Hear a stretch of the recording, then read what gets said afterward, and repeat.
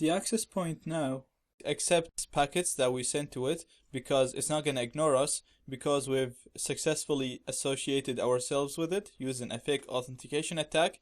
Now we are ready to inject packets into the access point and make the number of data increase very quickly so that we can decrypt the web key.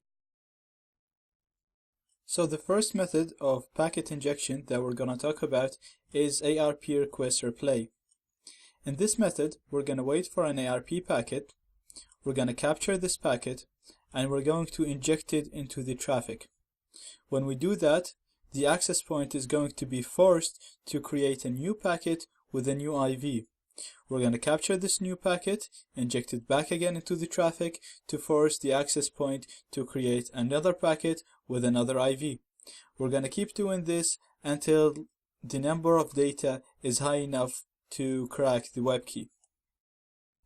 Let's see how we do this in Kali Linux. So, first thing I'm going to do is just launch aerodump-ng. I'm just going to add a write to it.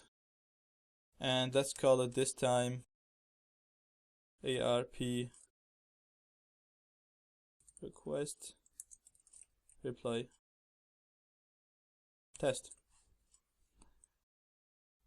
And that's it running, and you can see that the target network has 0 data, so it has no clients associated with it and there's no traffic going through, so it's not useful. We can't crack its key. First thing we're gonna do is we're gonna do a fake authentication now. And as you can see, the fake authentication was successful and the auth has changed to open, so we can start injecting packets into this network and it'll accept our packets when we inject them.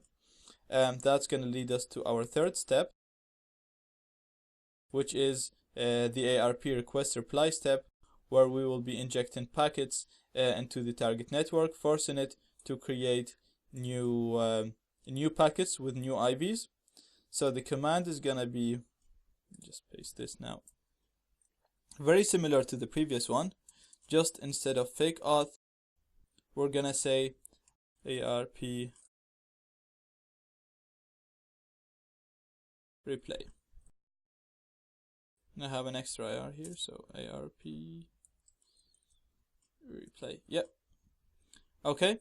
And then instead of A, we're going to have V for BSSID.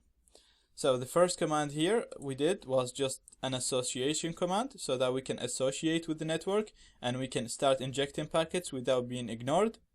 Here. The third one we're going to do here is the command that we're going to wait for an ARP packet, we're going to capture it and then re-inject it in the air. Let me just associate myself again there, and I'm going to launch this command.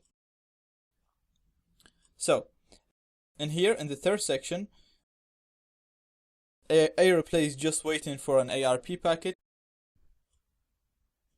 Okay, as you can see, we've captured an ARP packet, and now it's injecting the ARP packet here.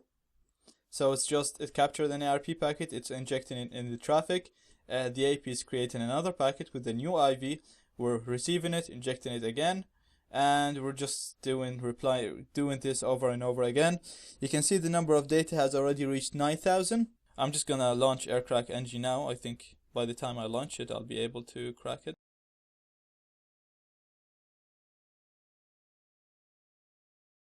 So I'm gonna aircrack-ng, same command that we ran in the basic case. Let's just see lsstar.cap and it'll show up for us. Yep, so that was it.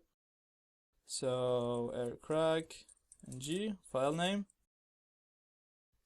and sure enough, here we see the web key, and we were able to crack it very easily.